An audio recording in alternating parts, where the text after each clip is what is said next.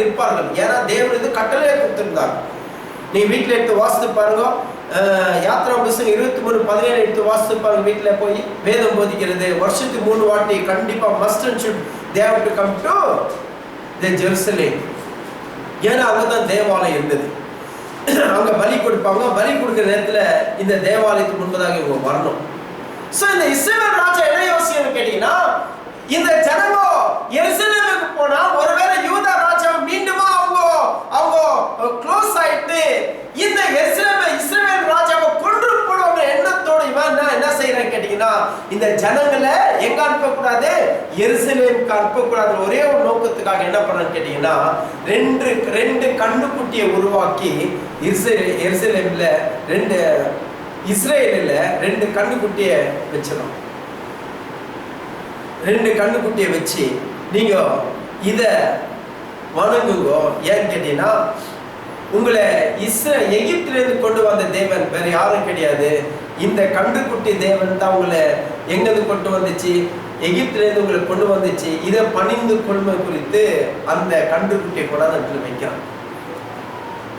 ஏன்னு கேட்டீங்கன்னா, இவங்க தவறி கூட பை மிஸ்டேக்கா கூட எருசலேம் போகக்கூடாது. எருசலேம் போனா இந்த ராஜாவை கொண்டு அந்த ராஜா கூட இவங்க ஒட்டி கொள்ளவரோட எண்ணத்து கூட வாசியனோடு கூட சேர்ந்து 1 ராஜாக்கள் புஸ்தகம் 12:27-37 வரை வாசிக்கும். இந்த இடத்துல வேதம் போதிக்குது பாருங்க.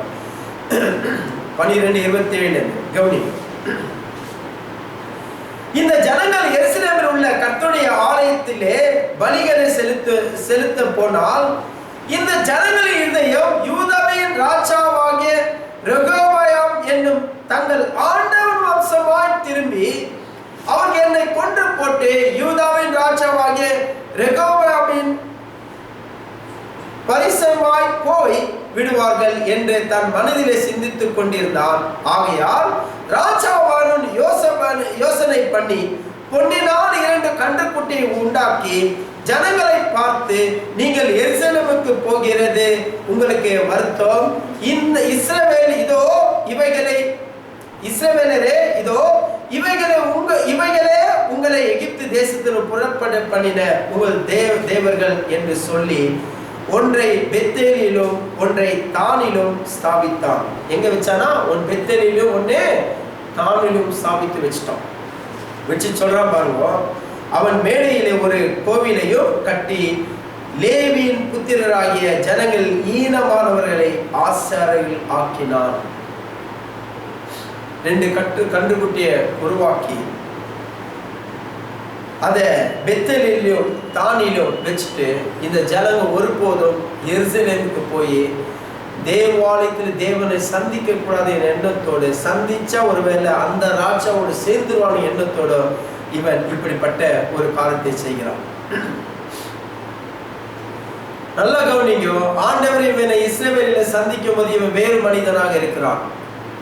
சோ இவன் எங்க எகிப்துக்கு போனாலோ எகிப்துல அங்க இருக்கிற எல்லா பாரம்பரிய எகிப்து தெய்வம் என்ன, அங்க எகிப்துல அதாவது இந்த கன்றுக்குட்டி எகிப்து தெய்வம். இது உங்களுக்கு நல்லாவே தெரியும். அங்கிருந்து வரும்போது இவன் தேவன் இங்க அனுப்பும்போது வேற மனுஷனா இருக்கிறான். அங்கிருந்து வரும்போது அங்க இருக்கிற பாரம்பரியத்தோடு இங்க வரான் பாருங்க. வந்த பிற்பாடு இவன் அங்க இருக்கிற கன்றுக்குட்டி இங்க கொண்டு வந்து, இதுதான் உங்க தெய்வம், எகிப்திலிருந்து கொண்டு வந்த தெய்வம் இதுதான். எதை எப்படி செய்யறான், எப்படி இஸ்ரவேல் ஜனங்கள் எகிப்திலிருந்து வரும்போது இதே சம்பவத்தை செய்தார்களோ அதே சம்பவத்தை யாரும் சேர்ந்து இந்த ராஜாவும் செய்கிறான்.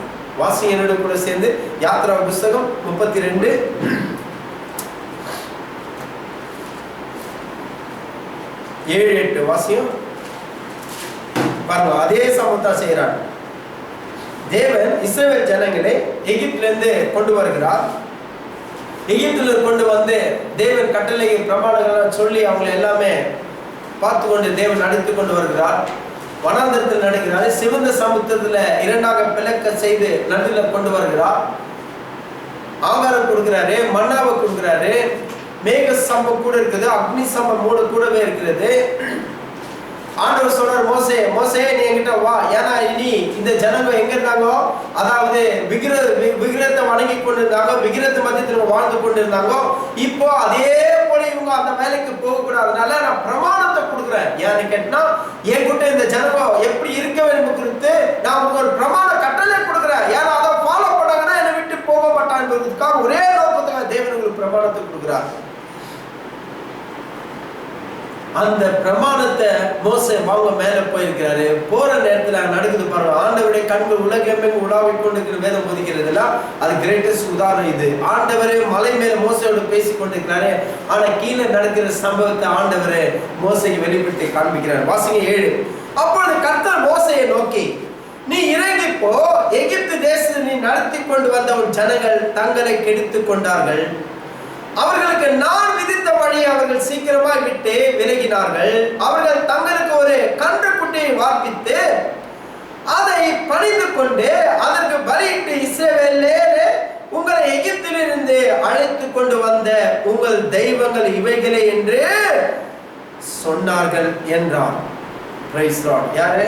ஆண்டவர் அங்க சொல்லி காண்பிக்கிறார் மோசேக்கு. மோசே சீக்கிரமா போ, ஜனங்க கெடுத்து கொண்டு நான் உங்களை கூட்டின்னு வந்தேன். அவங்க என்ன நினைக்கிறாங்கோ, ஆரோன் கிட்ட சொல்றாங்க, மோசே மேல போனார், அவருக்கு என்னாச்சோ தெரியாது, எங்களை எகிப்துல இருந்து கொண்டு வந்த தெய்வத்தை எங்களுக்கு காம்பின்னு சொல்ல உடனே இவங்க எங்கிருந்து வந்தாங்க, எகிப்துல இருந்து வந்தாங்க. ஆரோன் பாக்குறாரு, எல்லாம் நகையெல்லாம் கொண்டு வந்து போடுவாரு. நகையெல்லாம் கொண்டு வந்து போட்ட உடனே அவரு டையை கையில வச்சிருக்கிறார் பாருங்க.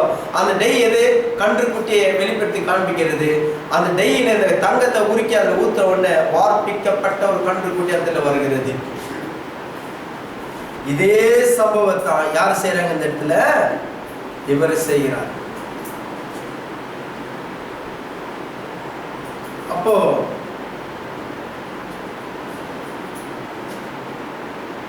தேவனுக்கு விரோதமாக இந்த காரியத்தை செய்கிறார். சிலர் தங்கள் பதவி அல்லது தங்கள் வேலையை காத்துக்கொள்ள தேவனை விட்டு அல்லது தேவனே பின் வைத்து விடுவார்கள். பதவியை கொடுக்கிறவர் யாருன்னு கேட்டா தேவன் தான். தேவன் கூட இருந்தா பதவி மேல மேல உயர்ந்து கொண்டே போகும். தேவனே இல்லை என்றால் பதவி எங்க உயரப்பட முடியும்? வேலை செய்ய தேவன் தான் ஆற்றலை கொடுக்கிறார். உபோகம் 8ஆம் அதிகாரத்தை வாசித்து பாருங்க, யாரு தானிய கொடுக்குறாங்களோ தேவனே வேலை செய்யத்தக்க திராணிய ஆற்றல் வேலை ஆண்டவர் கொடுக்குறாங்க. ஆண்டவர் கூட எல்லாம் வேலை போயிடும். ஆனா ஆண்டவர் கூட இருந்தாருன்னா வேலையை கொடுக்க, வேலையில ப்ரமோஷனும் கிடைக்கும். ஏன்னா அந்த ஞானத்தை கொடுக்குற ஆண்டவர். வேலையை நம்பி ஓடலாம், ஆனா ஒரு நாள் வேலை இருக்காது. ஆண்டவரை நம்பி ஓடலாம், என்னைக்கு ஆண்டவர் இருப்பாது. உங்க வாழ்க்கையில் ஆண்டவர் மேலும் உயர்வு ஆண்டவர் கொடுத்து கொண்டிருக்க நல்லவரும் வல்லவரும் போதுமாக இருக்கிறது வேதம் போதிக்கிறது. இப்ப நடக்கிற சம்பவத்தை கவனிங்க. இப்பதான் சீரியஸான டாபிக் வரணும். ஏன்னு கேட்டீங்கன்னா, இப்போ ராஜா இஸ்ரவேல் ராஜா இஸ்ரவேல் ஜனங்களை தவறாக வழிநடத்தும்படியாக தன்னுடைய போஸ்டை காத்துக்கொள்ள ஆண்டவர் தான் போஸ்டை கொடுத்தாரு. இப்போ அவரு ஜனங்களை நான் பிடிச்சு வச்சாதான் போஸ்ட் கரெக்டா இருக்கணும் எண்ணத்தோட அவர் ஜனங்களுக்காக வார்ப்பிக்கப்பட்ட கண்டுகுட்டியை பண்ணிட்டாரு இல்லையா? இப்போ ஆண்டவர் யூதேயா தேசத்துல இருந்து ஒரு தீர்க்கதரிசி அனுப்புறார். ஆண்டவர் எச்சரிக்கிறது. அவரு கூட ஆண்டவருடைய வார்த்தை கேட்காதல என்ன நடக்க போகுது வேதத்தில் இப்ப பார்க்கிறோம். கவனிங்க, வாசியனோடு கூட சேர்ந்து 1 ராஜாக்கள் புஸ்தகம் 13ஆம் அதிகாரம். நீங்க இந்த கிரேட்டஸ்ட் உதாரணம் நீங்க பார்க்கற நாகமான பார்க்கலாம். நாகமானு ஒரு குஷ்டரோகி. அவன் சீரியா தேசத்துல எலிசா வந்து சந்திக்கிறான். எலிசா போய் நீ 7 தடவை யோர்தானில குளிப்பான்றாரு. அவன் குளிச்சுட்டு வெளியே வரான். அதே போல அவனுடைய எலிசா சொன்னது போல அவனுடைய சரீரம் குழந்தை சரீரம் போல ஆச்சான். ஆன பிற்பாடு அவங்க ஒரு ஸ்டேட்மெண்ட் கொடுக்குறான் பாருங்க. அவன் சொல்றான், அதாவது சீரியால அவங்க வந்து நிம்ரோன் தெய்வத்தை வணங்கி கொண்டு வந்தாங்க. அந்த தெய்வத்தை வணங்கலாம் தேசத்துல இருக்க விட மாட்டாங்க. அவன் சொல்றான், எலிசா கிட்ட வந்து சொல்றான், எனக்கு 2 கேவரு கழுத நிறைய மண்ணு வேணும்னு கேட்கறான். யான்னு கேட்டான். சொல்றான், நானு சீரியா தேசத்துக்கு போறேன், அங்க அந்த தெய்வத்தை நான் வணங்க மாட்டேன், அந்த தெய்வம் எனக்கு முக்கியம் இல்லை, இந்த தெய்வம் தான் தெய்வம்னு நான் விசுவாசிக்கிறேன். இந்த தெய்வம் தான் உண்மையான தெய்வம். ஆகையால அங்க நான் பலிபீடத்தை கட்டப்போறேன்னு சொல்லிட்டு அங்க இந்த தேவனுக்கான ஒரு பலிபீடத்தை கட்டப்போறேன். குடு ரெண்டு கேவர் கழுத நிறைய மண்ணு குடுன்னு குறித்து அங்க தூக்கிட்டு போய் அங்க போய் ஒரு பலிபீடத்தை கட்டி ஆண்டு தூதிக்க ஆரம்பிக்கிறான். அவன் சொல்ற ஒரு வார்த்தை சொல்றான், எனக்கு போஸ்ட் முக்கியம் இல்லை. அவன் பெரிய வீரன், நிறைய யுத்தத்தை ஜெயிச்சிருக்கிறான், ராஜாக்கு அவனை பிடிக்குது. ஆனா நிம்ரோன் தெய்வத்தை வணங்க ராஜா வெளியே துரத்திடுவான். அவன் சொல்றான், எலிஷாக்கு வந்து சொல்றான், நானு ராஜா கூட போக வேண்டியது வேலை இருக்கும், அந்த தெய்வத்தை வணங்க ராஜா போவான். போனதுல எனக்கு அவன் கூட போகணும். நான் ஏன்னா படைத்தலைவன், அவன் ப்ரொடெக்ஷன் கொடுக்கணும், அவன் பாதுகாப்பு கொடுக்கணும், அவன் வணங்குறதுல கூட இருக்கணும். ஆனாலும் ஆண்டவர்கிட்ட எனக்கு ஒரு பர்மிஷன் வாங்கி கூட என்ன கேட்டா, நான் அதை இனிமே மனசார ஒருபோதும் அதை வணங்க போறது கிடையாது, அது பணிய போறது கிடையாது. ஆனா அவன் கூட பணிவிடை செய்வேன் இல்லையா, ஆனா அதுக்கு மாத்திரம் ஆண்டவர்கிட்ட மன்னிப்பு கேட்டு சொல்லு. மன்னிப்பாரா கொஞ்சம் கேட்டு சொல்லு. அவன் சொல்றான், போ. ஏன்னா உன் இருதயம் யாரை நோக்கி கொண்டிருக்கிறது? ஆண்டவர் நோக்கி கொண்டிருக்கிறது. அதுதான் இருதயம் தான் முக்கியம், வேற ஒன்றும் முக்கியம் கிடையாது. ஏன்னா நம்ம எதுக்கு அடிமையா இருக்கிறோமோ நம்ம இருதயம் அதுக்கு தான் இம்பார்ட்டன்ஸ் கொடுப்போம். ஆண்டவருக்கு நம்ம முக்கியத்துவத்தை கொடுத்தா அந்த இருதயம் ஆண்டவருக்கு இம்பார்ட்டன்ஸ் கொடுக்கும். வேற எதுக்கு இம்பார்ட்டன்ஸ் கொடுத்தா நம்ம இருதயம் அதுக்கு தான் முக்கியத்துவத்தை கொடுக்கும். அதுதான் இருதயம் ரொம்ப முக்கியம்.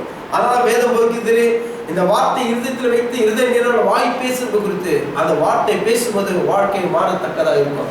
இங்க ஒரு உதாரணம் காமிக்கிறேன் பாருங்க. இப்போ வாசிய கூட சேர்ந்து ஒன்று ராஜாக்கள் புஸ்தகம் 13ஆம் அதிகாரத்துக்கு வாங்க. ஒரு கிரேட்டஸ்ட் உதாரணம் காமிக்கிற பாருங்க, ஆண்டவர் எப்படி இந்த இடத்துல டீல் பண்றாரு பாருங்க. 1 ராஜாக்கள் புஸ்தகம் 13ஆம் அதிகாரம் கவனிங்க. 1-4 வரை வாசிக்கிறேன்.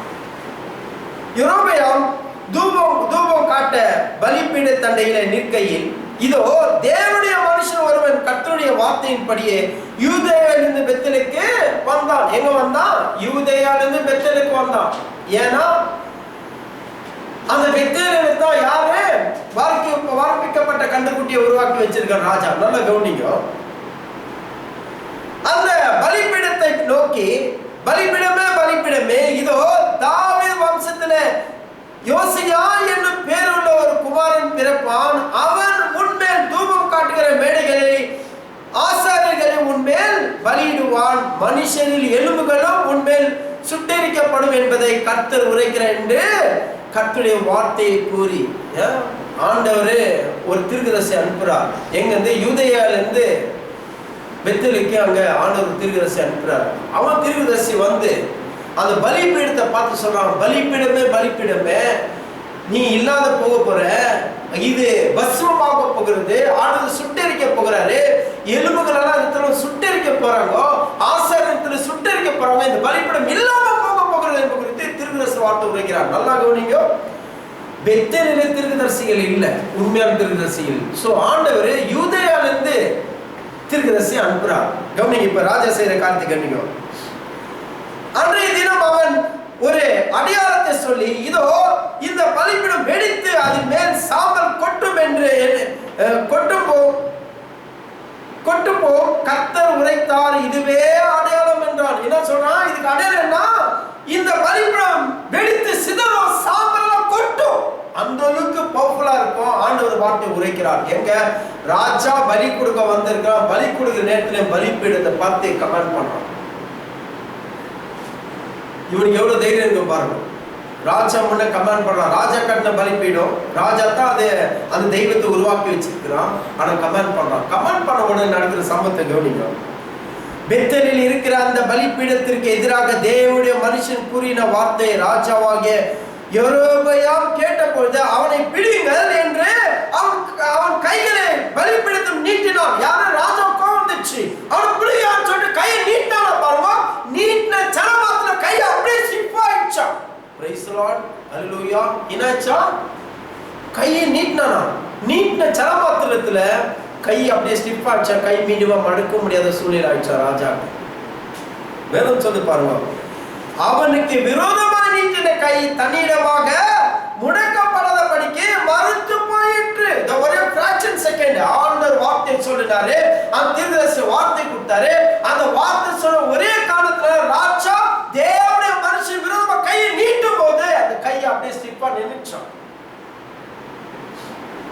ரொம்ப நாளைக்கு முன்ன ஒரு ஊழியக்காரர் சாட்சி கொடுத்தார்.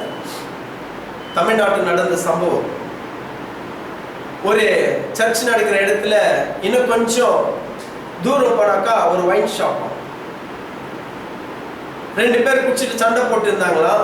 நிறைய பேர் நினைக்கிறாங்க இல்லையா, ஊழியக்காரர் அச்சா என்ன, விசுவாசி அச்சா என்ன, யாரும் ஒன்றும் பண்ண முடியாது குறித்து. ஆண்டவர் அதுக்கு பதில் செய்கிற ஆண்டவர் சொல்லிட்டு இருக்கிறார். ஆட்கள் பாருங்க, இங்க நடந்த சம்பவம். அந்த மனுஷன் எதுவும் சொல்லல. ஆண்டவரோட வார்த்தைக்கு விரோதமாக அவன் கை நீட்ட ஒரே சரமத்தை கை அப்படியே ஸ்லிப்பா நினைச்சான். தமிழ்நாட்டில் நடந்த சம்பவம் இது. ஒருத்தர் சொன்னாரு, ஊழியக்காரர் 2 பேர் குடிச்சுன்னு கலாட்டா பண்ணி அடிச்சுருந்தாங்களா. போற நேரத்துல நிறைய பேர் தமிழ்நாட்டுல ஊழியக்காரங்க வெள்ளை பேண்ட் வெள்ளை ஷர்ட் தான் போடுவாங்க இல்லையா. அவங்களுக்கு அடையாளமே என்ன, ஊழியக்காரத்துக்கு வெள்ளை ஷர்ட் வெள்ளை பேண்ட் தான் போடுவாங்க தமிழ்நாட்டுல.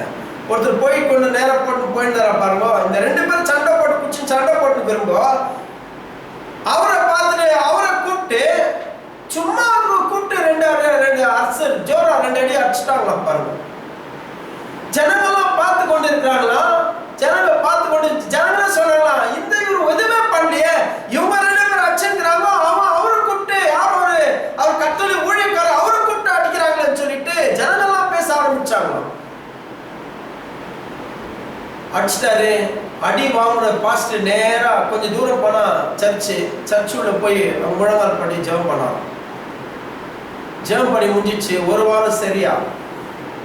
எவன் அடிச்சானோ அவன் அதே ஒயின் ஷாப் கிட்ட வேற ஒருத்தர் கலாட்டா பண்ண போய் ஒருத்தன் கத்தி எடுத்து அடிச்ச கையை ஒரே விட்டு துண்டா கை கீழே செப்பரேட்டா விழுந்துச்சான். விழுந்ததெல்லாம் பெரிய விஷயம் இல்லை. ஜனங்களாம் பார்த்து கொண்டு இருக்கிறாங்க. பார்த்து கொண்டு ஜனங்க சொல்றாங்களா, இவன் தானே அவன் அந்த பாஸ்டர் அடிச்சிருந்து, இவன் தானே அந்த ஊழியக்காரர் அடிச்சிருந்து, பாரு கையை துண்டாச்சு. துண்டான கையை நாய் தூக்கின்னு போச்சு. நாய் தூக்கின்னு போற இடத்துல எங்க தூக்கின்னு போகுதுன்னு பார்த்தா நேரா கொண்டு போய் சர்ச் வாசல்ல போட்டுச்சான்.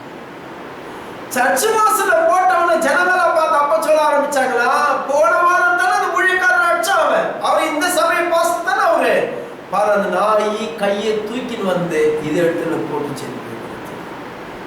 நிறைய பேர் நினைக்கிறாங்க ஊழியக்காரருக்கு விரோதமாக கையை நீட்ட ஒன்றும் ஆகாதுன்னு. இப்போ ஒன்றும் ஆகாது. ஆண்டவரை எல்லாரும் அடிச்சுங்களெல்லாம் சாக அடிக்கலாம், உலகத்தில் ஒருத்தரும் உயிரோடு இருக்க மாட்டாங்க. ஆனா அவங்க மனம் திரும்புறதுக்கு ஆண்டவர் பொறுமையோட காத்து கொண்டு இருக்கிறார். அதுல எந்த ஒரு டவுட்டும் கிடையாது. இதுல ராஜா கையை நீட்டின கையை அப்படியே ஸ்லிப் ஆச்சான். ராஜாக்கு பாடி ஸ்ட்ராங் பேஸ் ஆடி போச்சு. ராஜா இப்ப கேட்கிறான், பா நீ உண்மையான ஊழியக்காரன் நான் விசுவாசிக்கிறேன், நீ தேவனுடைய மையம் நான் விசுவாசிக்கிறேன், இப்போ ஒரு வேலை பண்ணு, எனக்காக ஜெபம் பண்ணு, என் கை நார்மல் ஆகணும்னு ஜெபம் பண்ண கை நார்மல் ஆயிடுச்சு. இப்ப நார்மல் ஆன உடனே ராஜாவுக்கு விருந்து வைக்கிறான். ஆனா இங்க பலிப்பிடத்தை சொன்னானே, பலிப்பிடத்தை பற்றி இந்த பலிப்பிடம் இல்லாம இருக்க போக இது இருக்கவே இருக்காதுன்னு சொன்னாரு. நீங்க வேட்டெடுத்து வாசிச்சு பாத்தீங்க, 430 வருஷம் 340 வருஷம் கழிச்சு நடக்க போற சம்பவத்தை தீர்க்கதரிசனமா சொன்னார். யாரு அத வேதம் சொல்லப்படி யோசியா என்பத ஒரு மனுஷன். யாரு? தாவீது வம்சத்துல பிறந்த யோசியா ஒரு மனுஷன் வந்து அதை ஒடிச்சு நொறுக்குவாரு, அந்த மேடை இல்லாம பண்ணுவான்னு சொன்னா அது அப்படியே நடந்தது. நீ வீட்டுல எடுத்து வாசித்து பாருங்க. 2 ராஜாக்கள் புஸ்தகம் 23, 15, 14 வீட்டுல எடுத்து வாசித்து பாருங்க. இந்த சம்பவம் அந்த இடத்துல அப்படியே நடந்திருக்கும். அந்த பலிபீடத்தை ஒன்று ஆக்கி இருப்பாங்க. நேரம் ஆச்சு, அதனால கடந்து செல்றேன்.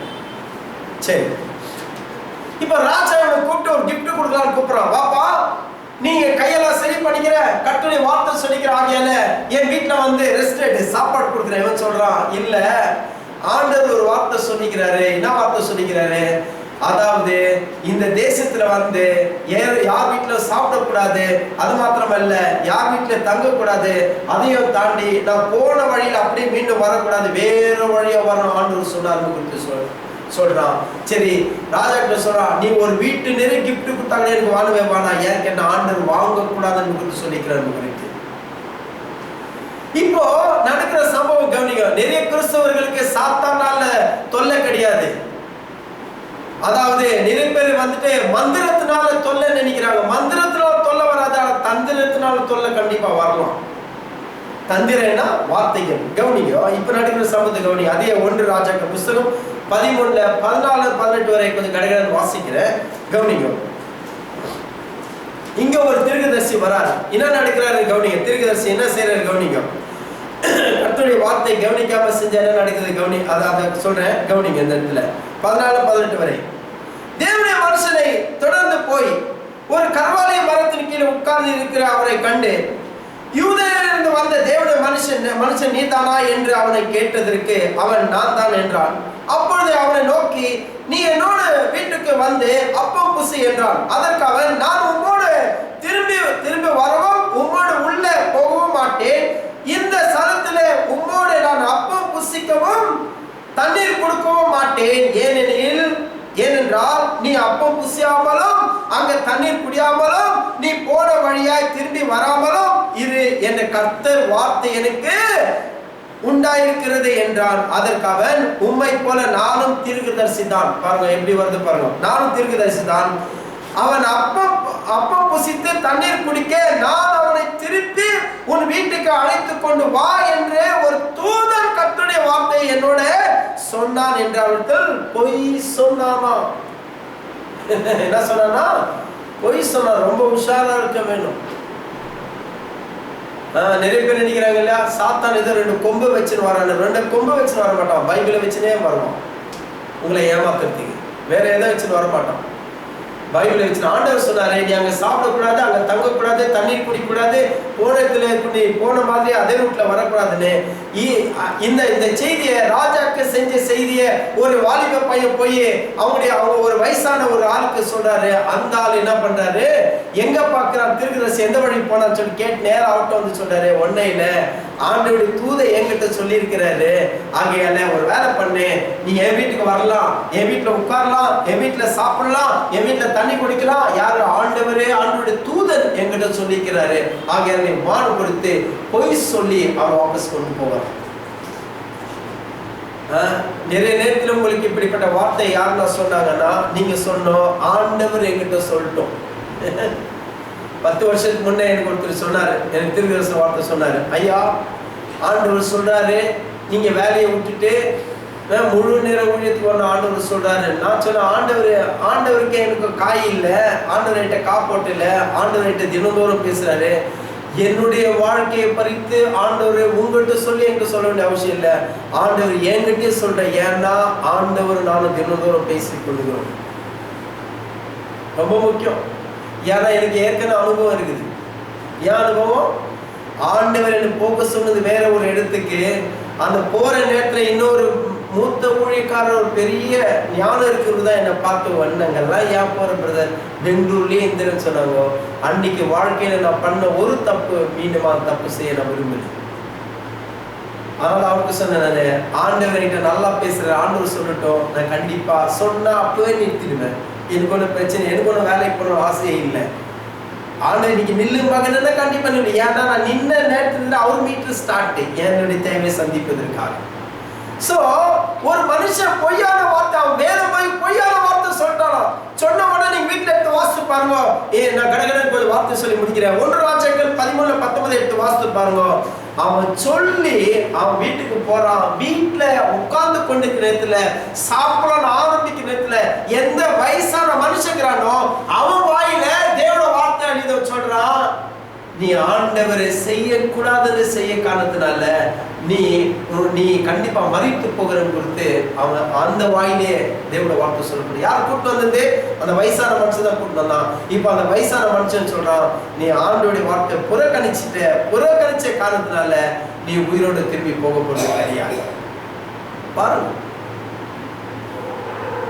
நீங்க நோட் பண்ணி வச்சுக்கோங்க. 1 ராஜாக்கள் 13:27-28 வாசி பாருங்க. 2 வசனத்தை பார்த்து வாசிக்கிறேன். அவரு இந்த வயசான ஒரு மனுஷன் இந்த தீர்க்கதரிசியை வாபஸ் கொண்டு வந்துச்சு, சாப்பிட வச்சுட்டு ஒரு கழுதை மேல சேனம் கட்டி வாபஸ் போப்பான்னு அனுப்புனாராம்.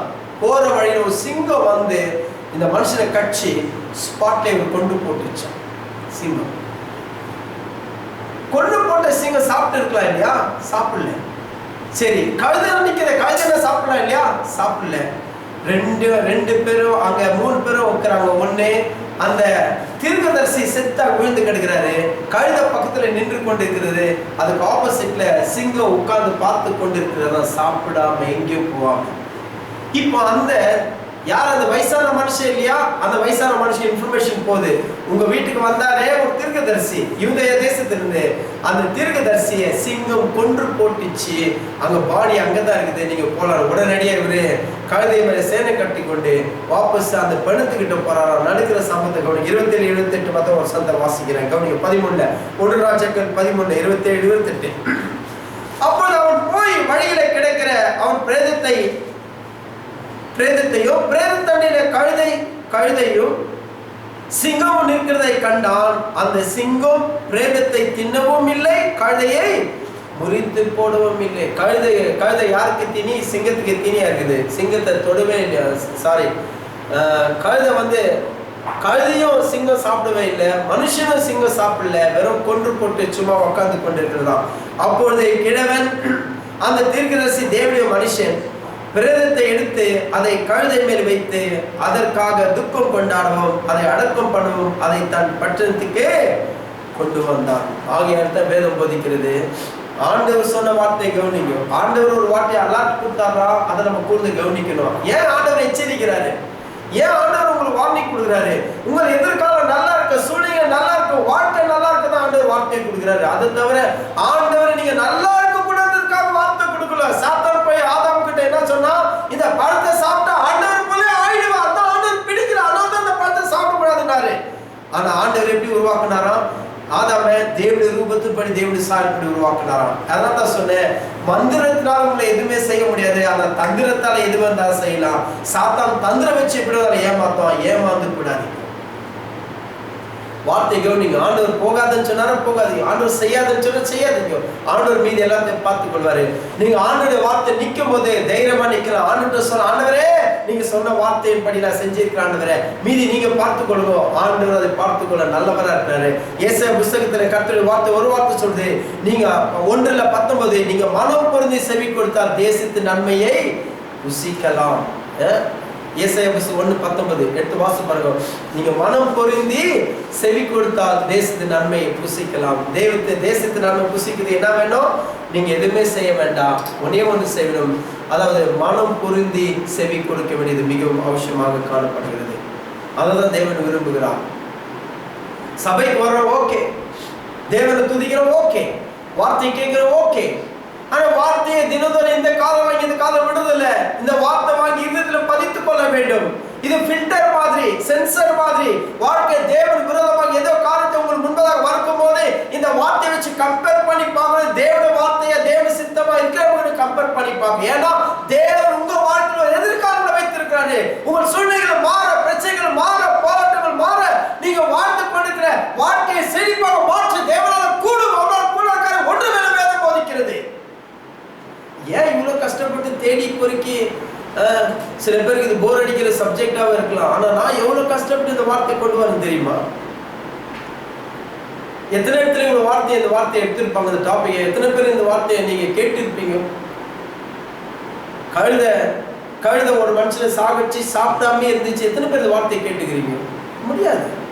ஏன்னா எல்லாத்தையும் கொண்டு வரது கிடையாது. அன்றைக்கு எது வேணும் உங்களுக்கு வேணும் ஆசீர்வாதத்தை சொல்லிட்டு போயிடுவாங்க. ஏன் எச்சரிக்கை வார்த்தை கொடுக்குறோம்? உங்க வாழ்க்கை நல்லா இருக்க முடியாது, உங்க எதிர்காலம் நல்லா இருக்கும், உங்க சூழ்நிலை நல்லா இருக்க முடியாது.